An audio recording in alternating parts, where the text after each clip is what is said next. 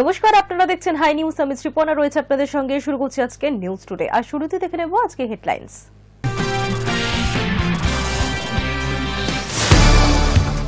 দিল্লিতে বিস্ফোরণের ঘটনায় আটক একের পর এক ডাক্তার। এবার বিস্ফোরণের ঘটনায় কানপুর থেকে আটক ধৃত চিকিৎসক মোহাম্মদ আরিফ।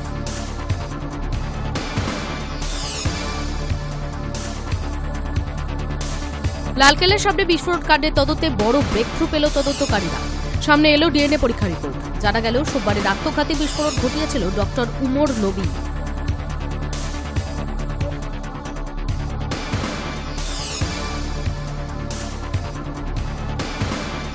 ভুতুড়ে ভোটারদের যেন কোনোভাবেই খসড়া ভোটার তালিকা অন্তর্ভুক্ত না করা হয়, স্পষ্ট নির্দেশ নির্বাচন কমিশনের। একই সঙ্গে বলা হয়েছে বিএলওদের দায়িত্বে কোনো গলদ বরদাস্ত করবে না কমিশন। নিয়োগ দুর্নীতি মামলায় জামিন পেয়ে বাড়ি ফিরেই বিধানসভা যাওয়ার ইচ্ছা প্রকাশ করেছেন পার্থ চট্টোপাধ্যায়। সেই নিয়ে প্রতিক্রিয়া দিয়েছেন বিধানসভার অধ্যক্ষ বিমান বন্দ্যোপাধ্যায়।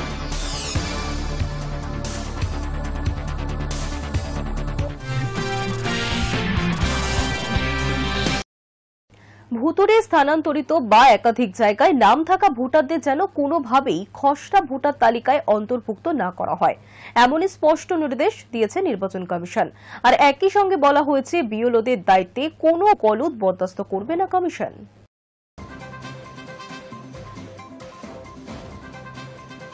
রাজ্য জুড়ে চলা এসআইআর প্রক্রিয়ার কাজ যেসব জায়গায় এক গতিতে হচ্ছে না তা বুধবারই সামনে এসেছে। নির্বাচন কমিশন সর্বশেষ পরিসংখ্যান বলছে রাজ্যে এখনো পর্যন্ত 88.8% এনুমারেশন ফর্ম বিলি করা হয়েছে। বৃহৎ রাজ্যগুলির মধ্যে বাংলার হার সর্বোচ্চ, যদিও রাজ্যের প্রায় 80টি বিধানসভা কেন্দ্রে এনুমারেশন ফর্ম বিলির হার এখনও 75%-র নিচে। এই ইস্যুতে বুধবার রাতেই ইআরওদের সঙ্গে বৈঠক করে সিইও মনোজ আগরওয়াল। এরপরই গুরুত্বপূর্ণ নির্দেশের কথা জানা গিয়েছে। ভুতুড়ে স্থানান্তরিত বা একাধিক জায়গায় নাম থাকা ভোটারদের যে কোনোভাবে খসড়া ভোটার তালিকা অন্তর্ভুক্ত না করা হয়, এমনই স্পষ্ট নির্দেশ দিয়েছে নির্বাচন কমিশন। বুধবার রাজ্যের ইআরওদের উদ্দেশ্যে এই বার্তা পৌঁছে দেয় কমিশন। একই সঙ্গে বলা হয়েছে বিএলওদের দায়িত্বে কোনো গলদ বরখাস্ত করা হবে না। প্রতিটি ফর্ম বিলি ও সংগ্রহের সময় তাদের নিশ্চিত করতে হবে কোনো যেন অস্বস্তিহীন বা অপ্রাসঙ্গিক নাম তালিকাভুক্ত না হয়। তথ্য ভুল বা অবহেলা ধরা পড়লে তার দায়িত্ব সরাসরি সংশ্লিষ্ট বিএলওকেই নিতে হবে, এমনটাই স্পষ্ট বার্তা মিলেছে কমিশনের তরফে। অবহেলার প্রমাণ মিললে শাস্তিমূলক ব্যবস্থা নেওয়া হতে পারে বলে ইঙ্গিত দেওয়া হয়েছে। এনুমারেশন ফর্ম বিলির কাজ দ্রুত শেষ করার লক্ষ্য নিয়েই বুধবার রাতে ডাকা হয়েছিল বিশেষ বৈঠক। রাজ্যের মুখ্য নির্বাচন আধিকারিক মনোজ আগরওয়ালের নেতৃত্বে ভার্চুয়ালি ওই বৈঠকে যোগ দেন সমস্ত নির্বাচনী নিবন্ধ আধিকারিকরা। কোথায় কত ফর্ম বিলি হয়েছে, কোথায় বিলম্ব বা সমস্যা হচ্ছে তার বিস্তারিত পর্যালোচনা ছিল মূল আলোচ্য। ইতিমধ্যে জানা গেছে যে সমস্ত বিধানসভা কেন্দ্রে এনুমারেশন ফর্ম বিলির হার এখনও 75%-র নিচে, সেগুলির মধ্যে রয়েছে শিলিগুড়ি, কালিয়াগঞ্জ, রায়গঞ্জ, তপন, পলাশীপাড়া, রানাঘাট উত্তর পূর্ব, জগদ্দল, নোয়াপাড়া, খড়দা, পানিহাটি, রাজারহাট নিউ টাউন, রাজারহাট গোপালপুর, বিধাননগর, জয়পুর, বারুইপুরের পূর্ব, পশ্চিম, সোনারপুরের দক্ষিণ, কসবা, যাদবপুর, সোনারপুর উত্তর, টালিগঞ্জ, বেহালা পূর্ব, বেহালা পশ্চিম, মহেশতলা, মেটিয়াবুরুজ, কলকাতা পোর্ট, বেলেঘাটা, জোড়াসাঁকো, কাশীপুর, বেলগাছিয়া, বালি, হাওড়া উত্তর, হাওড়া দক্ষিণ, খড়গপুর সদর, সিউড়ি, আলিপুরদুয়ার ও কুলটি। এই বিধানসভাগুলিতে এখনও ফর্ম বিতরণ গাড়ি বাড়াতে উদ্যোগী হয়েছে জেলা প্রশাসন। নির্বাচন কমিশন জানিয়েছে 4 ডিসেম্বরের মধ্যেই 100% ফর্ম বিতরণ সম্পূর্ণ করার লক্ষ্যের কাজ চলছে। Hi News Network. রাজ্য জুড়ে শুরু হয়েছে এসআইআর এর প্রক্রিয়া, জানিয়ে তোলপাড় রাজ্য। আর এই পরিস্থিতিতে নির্বাচন কমিশনকে গুরুত্বপূর্ণ তথ্য দিয়েছে ইউআইডিএআই, যেখানে বাংলায় 34 লক্ষ মৃত বাসিন্দার আধার নম্বর নিষ্ক্রিয় করা হয়েছে বলে জানানো হয়েছে। রাজ্য জুড়ে শুরু হয়েছে এসআইআর প্রক্রিয়া, জানিয়ে তোলপাড় রাজ্য।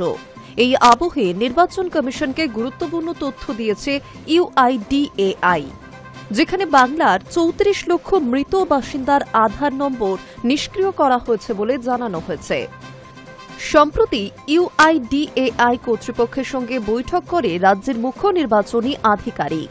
সেই বৈঠকে এই তথ্য উঠে আসে, যদিও এখনো তথ্য নিয়ে প্রশ্ন তুলেছে শাসক দল তৃণমূল। সমাজ মাধ্যমে শাসক দলের দাবি, ইউআইডিএআই আগে জানিয়েছিল রাজ্যভিত্তিক, বছর ভিত্তিক বা কারণ ভিত্তিক কোনো আধার নিষ্ক্রিয়করণের তথ্য সংরক্ষণ করে না। তাহলে কিসের ভিত্তিতে এহেন তথ্যপঞ্জি তৈরি করা হলো, প্রশ্ন তৃণমূল কংগ্রেসের। এক্ষেত্রে পরিকল্পনা মাফিক নাম বাদ দেওয়া হতে পারে বলেও আশঙ্কা। নির্বাচনের বাকি আর কয়েকটা মাস, তার আগে বঙ্গজুড়ে শুরু হয়েছে এসআইআর। বাড়ি বাড়ি এনুমারেশন ফর্ম নিয়ে যাচ্ছেন বিএলওরা। যদিও বঙ্গ বিধানসভা ভোটের কয়েক মাস আগে এসআইআর প্রক্রিয়া নিয়ে ইতিমধ্যেই প্রশ্ন তুলেছে তৃণমূল।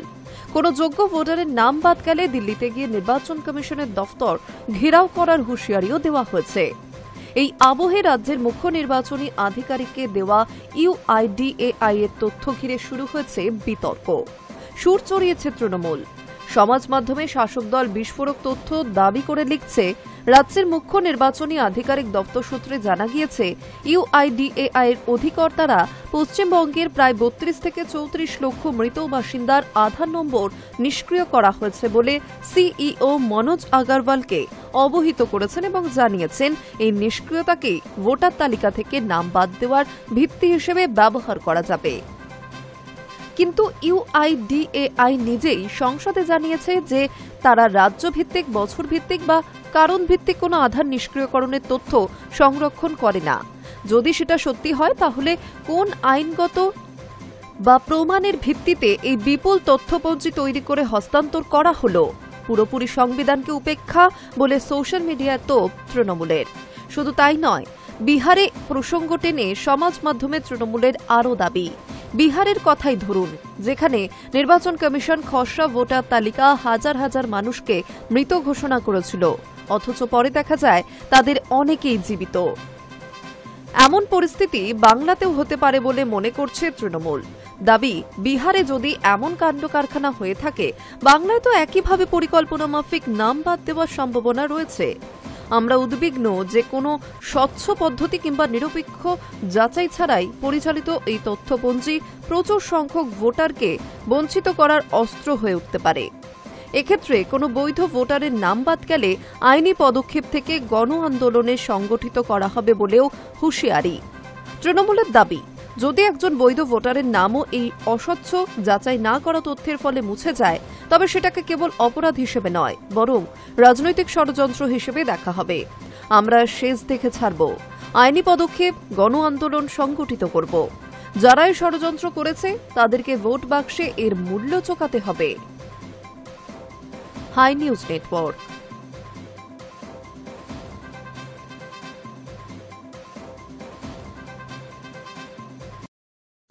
খারিজ মুকুল রায়ের বিধায়কের পদ।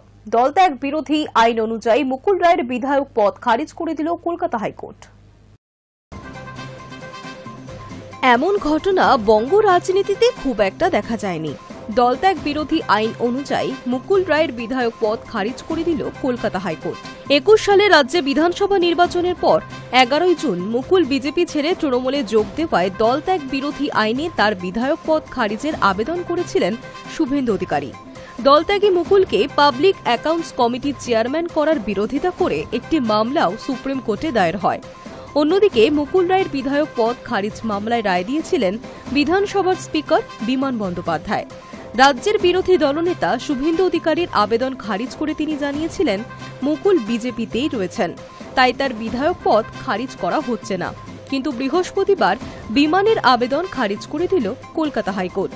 বৃহস্পতিবার বিচারপতি দেবাংশু বসাকের ডিভিশন বেঞ্চ জানায়, দলত্যাগ বিরোধী আইন অনুসারেই এই সিদ্ধান্ত নেওয়া হয়েছে।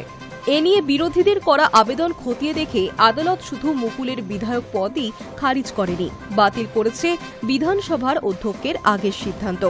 ২০২১ সালে এই বিতর্কের সূচনা। বিজেপি বিধায়ক অম্বিকা রায় প্রথম আদালতে দ্বারস্থ হন।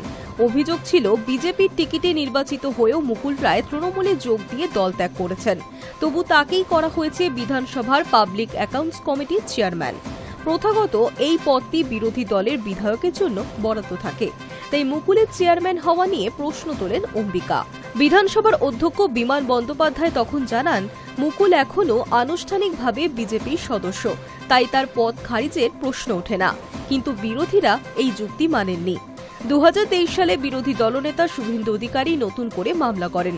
তার বক্তব্য ছিল, মুকুল রায় তৃণমূলের হয়ে সক্রিয়ভাবে কাজ করছেন, যা দলত্যাগ বিরোধী আইনের লঙ্ঘন। হাইকোর্ট তখন অধ্যক্ষকে বিষয়টি পুনর্বিবেচনার নির্দেশ দেয়। অধ্যক্ষের কাছে জমা পড়া সমস্ত নথি খতিয়ে দেখার পরও তিনি জানান, মুকুলের বিধায়ক পদ খারিজের প্রয়োজন নেই। কিন্তু বিরোধীরা আবারও আদালতের দ্বারস্থ হলে বৃহস্পতিবার আদালত রায় দেয় বিরোধীদের পক্ষেই। এই রায়ের ফলে বঙ্গে প্রথমবার কোনো বিধায়কের পদ খারিজ হল দলত্যাগ বিরোধী আইনের ভিত্তিতে। আদালতের পর্যবেক্ষণ অনুযায়ী বিজেপির টিকিটে জিতে অন্য দলে যোগ দেওয়া একেবারেই সাংবিধানিক বিধির পরিপন্থী।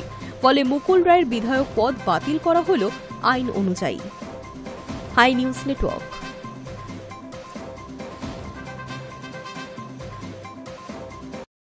পুর নিয়োগ দুর্নীতি মামলায় সুজিত বোসের পর এবার ইডির নজরে সুজিত বসুর স্ত্রী ও তার সন্তান। আগামী সপ্তাহে সিজিও কমপ্লেক্সে তাদের হাজিরা দিতে বলা হয়েছে। পুর নিয়োগ দুর্নীতির তদন্তে ফের নড়েচড়ে বসেছে ইডি। এবার তলব করা হল রাজ্যের দমকল মন্ত্রী সুজিত বসুর স্ত্রী ও তার 2 সন্তানকে। ইডি সূত্রে খবর, আগামী সপ্তাহে সিজিও কমপ্লেক্সে তাদের হাজির হতে বলা হয়েছে। ইডি সূত্রে জানা গিয়েছে, পুর নিয়োগ দুর্নীতি মামলায় ইতিমধ্যেই একাধিক দফায় তল্লাশি চালানো হচ্ছে। এই মামলায় অভিযুক্ত অয়নশীল সহ বেশ কয়েকজনকে আগেই গ্রেফতার করেছে ইডি। তদন্তের সূত্র ধরেই গত বছর অক্টোবরে লেকটাউনে মন্ত্রী সুজিত বসুর 2টি বাড়ি এবং তার দপ্তরে হানা দেয় ইডির আধিকারিকেরা। তখন মন্ত্রীর ছেলে সমুদ্র বসুর ধাবাতেও তল্লাশি চালানো হয়। ওই অভিযানে বেশ কিছু গুরুত্বপূর্ণ নথি উদ্ধার হয়েছিল বলেও জানা যায়। স্কুলে নিয়োগ দুর্নীতি মামলা তদন্ত করতে গিয়ে ব্যবসায়ী অয়নশীলকে প্রথম গ্রেফতার করেছিল সিবিআই। পরে তার সল্টলেকের অফিসে তল্লাশি চালাতে গিয়ে উদ্ধার করা হয় বেশ কিছু উত্তরপত্র বা ওএমআর শিট।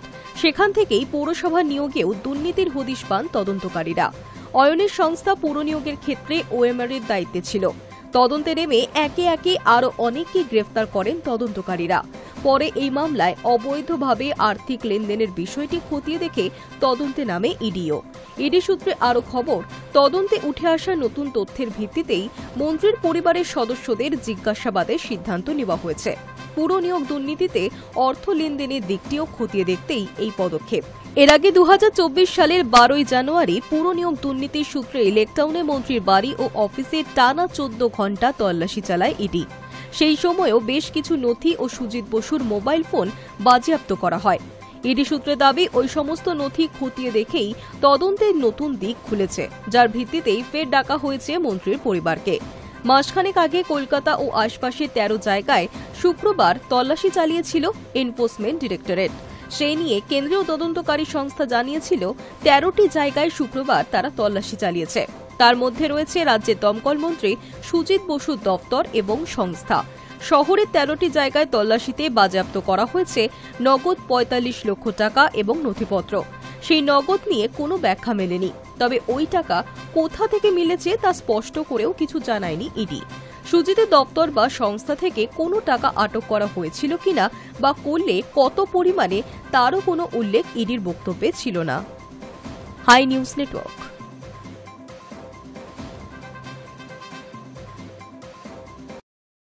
নিয়োগ দুর্নীতি মামলায় অবশেষে জামিন পেয়ে বাড়ি ফিরেছেন পার্থ চট্টোপাধ্যায়। আর ঘরে ফিরেই তিনি ইচ্ছা প্রকাশ করেছেন বিধানসভা যাওয়ার। সেই নিয়ে প্রতিক্রিয়া দিয়েছেন বিধানসভার অধ্যক্ষ বিমান বন্দ্যোপাধ্যায়। নিয়োগ দুর্নীতি মামলায় অবশেষে জামিন পেয়ে বাড়ি ফিরেছেন পার্থ চট্টোপাধ্যায়। মঙ্গলবারই হাসপাতাল থেকে ছাড়া পেয়ে প্রায় 3 বছরের বেশি সময় পর বাড়ি যেতে পেরেছেন রাজ্যের প্রাক্তন শিক্ষামন্ত্রী। আর ঘরে ফিরেই তিনি ইচ্ছা প্রকাশ করেছেন বিধানসভায় যাওয়ার। সেই নিয়ে প্রতিক্রিয়াও দিয়েছেন বিধানসভার অধ্যক্ষ বিমান বন্দ্যোপাধ্যায়। আসন্ন শীতকালীন অধিবেশনে বিধায়ক হিসেবে বিধানসভায় যোগ দিতে চান পার্থ চট্টোপাধ্যায়। কিন্তু এটা সম্ভব কি সম্ভব নয় তা নিয়ে আলোচনা শুরু হয়েছে। আসলে বর্তমানে তিনি দল থেকে নিলম্বিত, কিন্তু বিধায়ক পদ থেকে তাকে না সরানো হয়েছে না সাসপেন্ড করা হয়েছে। বিধানসভার তরফে পার্থ চট্টোপাধ্যায়ের বিরুদ্ধে কোনো ব্যবস্থা নেওয়া হয়নি। আর এই পরিপ্রেক্ষিতেই প্রশ্ন উঠছে, বিধানসভায় গেলে পার্থ চট্টোপাধ্যায় বসবেন কোথায়? এই পরিস্থিতিতে সাংবাদিকদের প্রশ্নের জবাবে বিধানসভার অধ্যক্ষ বিমান বন্দ্যোপাধ্যায় বলেন, পার্থ চট্টোপাধ্যায় বর্ষিয়ান বিধায়ক এবং বিধানসভার সদস্য। তিনি যদি অধিবেশনে যোগ দিতে চান তা তার অধিকার। আদালতে তার মামলা চললেও বিধানসভা নিজের নিয়মে চলে। তিনি কোথায় বসবেন সেটা পরিষদীয় দলের সঙ্গে আলোচনা করেই ঠিক করা হবে। বিধানসভায় কাজের স্মৃতিচারণ করে পার্থ ইতিমধ্যেই বলেছেন, আমি বিধানসভার বিরোধী দলনেতা ছিলাম। 30 আসন নিয়ে বিধানসভার মধ্যে লড়াই করেছি। 11তে মন্ত্রিসভায় এসেছিলাম আমি। সে স্পষ্ট করেছেন তার ভিতরের আগুন এখনো নেভেনি। তিনি হাত তোলবার জন্য বিধায়ক হননি, লড়াই করে হয়েছেন। বিধানসভায় গেলে কোথায় বসবেন, কার পাশে আসন পাবেন সেই নিয়ে চিন্তিত নন পার্থ। তার সাফ দাবি, আমাকে তো বামপন্থীরা বিরোধী দলনেতার সম্মান দেয়নি। 9 মাস সময় লেগেছে। দরকারে বিধানসভার বারান্দায় বসব। কোন সিটে বসলাম সেটা বড় কথা নয়। আমি নির্বাচিত বিধায়ক হিসেবে বিধানসভায় যাব। যদিও বিমান বন্দ্যোপাধ্যায় জানিয়েছেন, পার্থকে মন্ত্রিসভা থেকে সরানো হয়েছিল, বিধানসভা থেকে সাসপেন্ড করা হয়নি। তাই তার বিধানসভায় বসা নিয়ে কোনো সমস্যা হবে না। তিনি এও জানান, সাধারণ বিধায়ক হিসেবে অন্যান্য বিধায়করা যে সুযোগ সুবিধা পান তাই পাবেন পার্থ চট্টোপাধ্যায়। তবে পার্থর বিধানসভায় যোগদানে আইনগত বাধা না থাকলেও রাজনৈতিকভাবে তার আসন নির্ধারণই এখন বড় প্রশ্ন। Hi News network.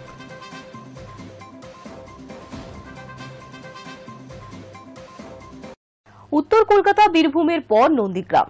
একজন নয়, এবার নন্দীগ্রামে সাংগঠনিক দায়িত্ব কোর কমিটিকে দিল তৃণমূল। 26 নির্বাচনের আগে আরও ঐক্যবদ্ধ লড়াইয়ের ডাক দিয়েছে তৃণমূল কংগ্রেস।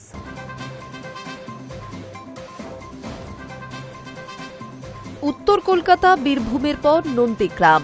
একজন নন, এবার নন্দীগ্রামের সাংগঠনিক দায়িত্ব কোর কমিটিকে দিল তৃণমূল। 26 নির্বাচনের আগে আরও ঐক্যবদ্ধ লড়াইয়ের ডাক দিয়েছে তৃণমূল কংগ্রেস। দলীয় সূত্রে জানা গিয়েছে, নন্দীগ্রাম বিধানসভা 2টি ব্লকে তৃণমূল কংগ্রেসের কমিটি ভেঙে হয়েছে কোর কমিটি। তাই নন্দীগ্রাম 1 নম্বর ব্লকের সভাপতি বাপ্পাদিত্য গর্গকে সরিয়ে 7 জনের কোর কমিটি গড়া হয়েছে। সেই কমিটিতে বাপ্পাদিত্য গর্গ সহ রয়েছেন শেখ সুফিয়ান, অজয় কুমার মণ্ডল, শেখ শামসুল ইসলাম, সুহাসিনী কর, শেখ আব্দুল আলিম আলরাজি ও শেখ শাহাবুদ্দিন। অপরদিকে নন্দীগ্রাম 2 নম্বর ব্লকে 5 জনের কোর কমিটি গঠন করা হয়েছে।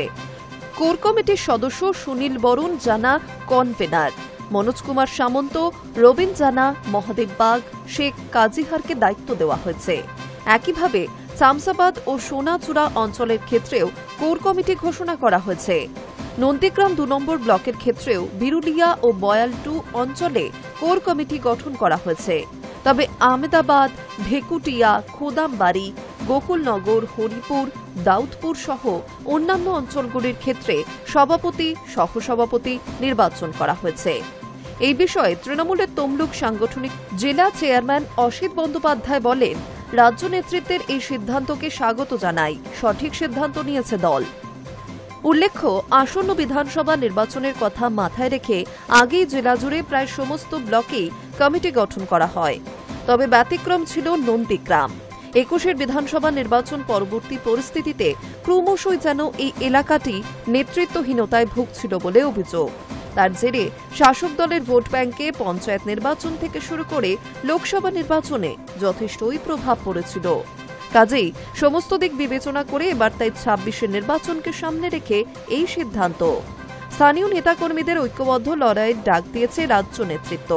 নির্বাচনের আগে সমস্ত সারির নেতাদের নিয়ে বুধবার সন্ধ্যায় এই কোর কমিটি ঘোষণা যথেষ্টই তাৎপর্যপূর্ণ বলে মনে করছে রাজনৈতিক মহল।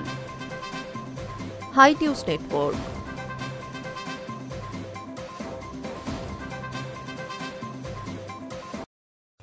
আইনজীবীর চেম্বার থেকে উদ্ধার ল কলেজের প্রথম বর্ষের ছাত্রের ঝুলন্ত দেহ। ঘটনাটি ঘটেছে কাকদ্বীপ থানার প্রতাপাদিত্য গ্রাম পঞ্চায়েত এলাকায়। ঘটনাস্থলে পৌঁছে কাকদ্বীপ থানার পুলিশ দেহটি উদ্ধার করেছে এবং ময়না তদন্তের জন্য পাঠিয়েছে। অন্যদিকে মৃত ছাত্রীর ব্যাগ থেকে একটি প্রেমপত্র উদ্ধার হয়েছে বলেও জানা গিয়েছে। আইনজীবীর চেম্বার থেকে উদ্ধার হলো ল কলেজের প্রথম বর্ষের ছাত্রের ঝুলন্ত দেহ। ঘটনাটি ঘটেছে কাকদ্বীপ থানার প্রতাপাদিত্য গ্রাম পঞ্চায়েত এলাকায়। স্থানীয় সূত্রে জানা যায় ওই ছাত্রীর নাম সোনিয়া হালদার, বাড়ি কাকদ্বীপের গান্ধীনগর এলাকায়। পরিবার সূত্রে জানা যায় সোনিয়া ল নিয়ে পড়াশোনা করছিলেন, সেই সুবাদেই কাকদ্বীপ কোর্টের আইনজীবী শেখ মনোয়ার আলমের কাছে প্র্যাকটিসের জন্য যেত প্রতিদিনের মতো বাড়ি থেকে বুধবারও বেরিয়েছিল সোনিয়া। হঠাৎ করেই পরিবারের কাছে খবর আসে ভোর 4টে নাগাদ আইনজীবীর চেম্বারের মধ্যে ঝুলন্ত অবস্থায় পড়ে রয়েছে সোনিয়ার দেহ। এরপরেই পরিবারের লোকজন পৌঁছায় ঘটনাস্থলে এবং পৌঁছায় পুলিশও। ঘটনাস্থলে কাকদ্বীপ থানার পুলিশ পৌঁছে দেহটি উদ্ধার করে ময়না তদন্তের জন্য পাঠায়। অন্যদিকে সোনিয়ার ব্যাগ থেকে একটি মাত্র প্রেমপত্র উদ্ধার হয়েছে এই ঘটনায়, যেখানে ওই আইনজীবীর সাথে সম্পর্ক ছিল এমনটাই পরিবারের দাবি এবং তার জেরেই আত্মহত্যা বলে মনে করছে পরিবারের লোকজন। আইনজীবীর সাথে কিছু হয়েছিল কি না হয়েছিল আমরা কিছুই জানি না, কিন্তু আমরা কিছু চিঠি পেয়েছি ঘর থেকে, সেটাই আমরা এখন দেখছি। আমরা ওনার প্রতি কেস করতে চাই। লেখা আছে আইনজীবীর নাম লেখা ছিল, হ্যাঁ ওখানে আইনজীবীর নাম লেখা আছে। তাই জন্য কি আইনজীবীর নামে অভিযোগ করতে চাইছেন? হ্যাঁ অভিযোগ করতে চাই। তো ইতিমধ্যেই পরিবারের পক্ষ থেকে ওই আইনজীবীর নামে থানায় অভিযোগ দায়ের করা হয়েছে। তবে কী কারণে মৃত্যু এখনো পর্যন্ত পরিষ্কারভাবে জানা যাচ্ছে না।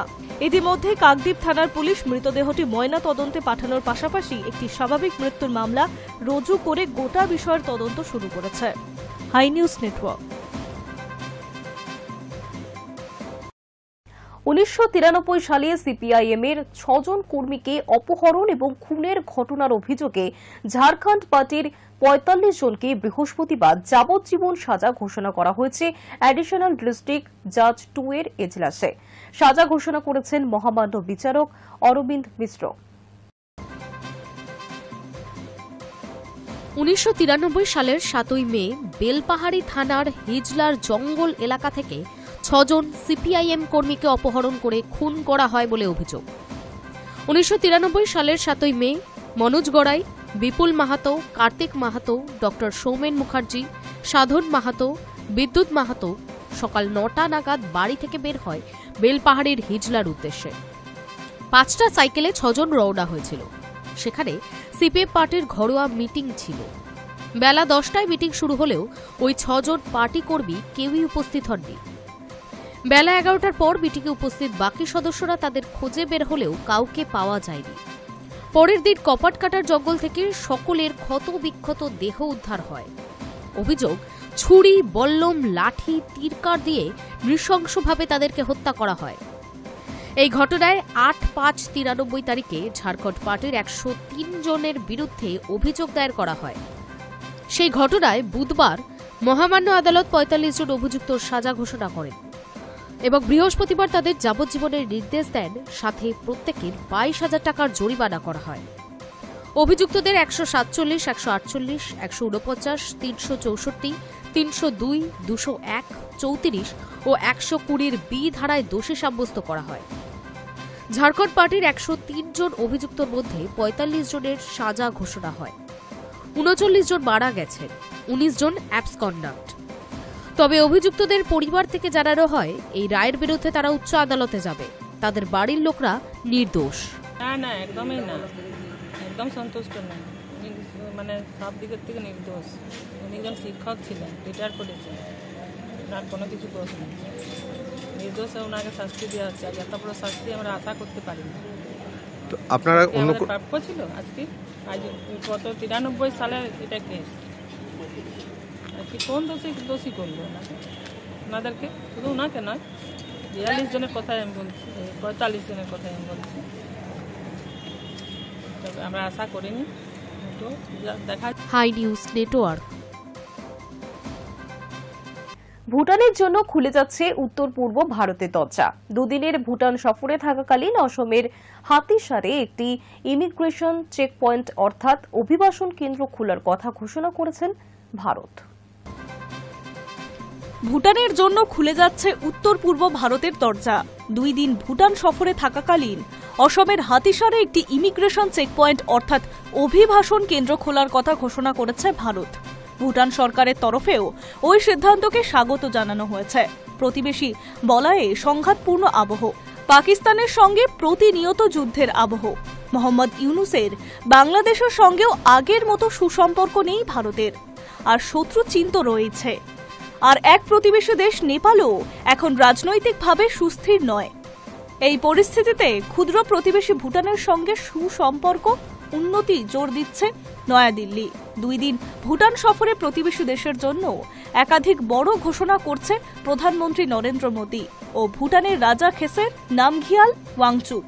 প্রধানমন্ত্রী নরেন্দ্র মোদীর 2 দিনের থিম্পু সফরের প্রথম দিনে ভারত এবং ভুটান সরকারের মধ্যে 1020 মেগাওয়াটের নতুন দ্বিপাক্ষিক জলবিদ্যুৎ প্রকল্পের উদ্বোধন হয়েছে। পাশাপাশি ভুটানকে কম সুদে 4000 কোটি টাকা ঋণ দেওয়ার কথাও ঘোষণা করেছে ভারত। এর সঙ্গে ঘোষণা করা হয়েছে অসমের হাতিসর এলাকায় একটি ইমিগ্রেশন চেকপোস্ট তৈরি করার কথা। সেই চেকপোস্টের মাধ্যমে ভুটানের পণ্য, ব্যবসায়ী এবং পর্যটকরা অনায়াসে ভারতে ঢুকতে পারবেন। উল্টোটাও হবে, যার ফলে দ্বিপাক্ষিক বাণিজ্য এবং আদান প্রদান বৃদ্ধি পাবে। Hi News Network. News Today এখনকার মতো এই পর্যন্তই। দেখতে থাকুন হাই নিউজ, নির্ভীক নিরপেক্ষ।